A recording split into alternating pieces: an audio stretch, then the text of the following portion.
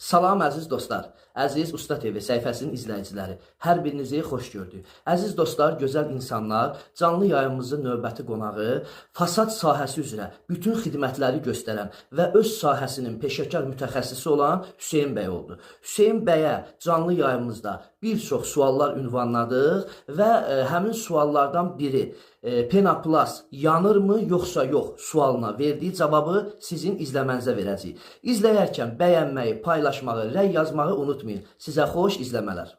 Fasadla bağlı ən çox verilən suallardan biridir. Yəni, belə deyək də, bizə də bu sual çox verilir. Məsələn, belə iş yerlərində də bu sual çox verilir.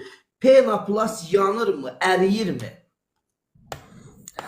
Güzel bir suala geldik. Normalde tabiatta yaşadığımız ne diyeyim bu hayatta yanmayan bir şey yoktu. Bəli. Ama böyle bir şey ki bu penaplastin bir yanma derecesi, erime derecesi vardır. Yanmır, alışmıyor. Demeli bu minus 180 derece gibi dözümlü. 100 dereceden sonra da eriyer. Yani öyle bir şey olmalı ki bunu hardaysa 490 dereceye gelmeli ki özünü yandırsın bir anda. Yani B1 sınıfıdır. Azerbaycan'a icazə vermirlər başka cür yanan materyalın gelmesine. En azından bu sahada gelmir yani. Yəni, ərisə də amma yanmır. Yanmır. Yani erime de 100 dereceden sonra onsuz da bizim fasat işi olan da 100 derece bir istilik olmayacak.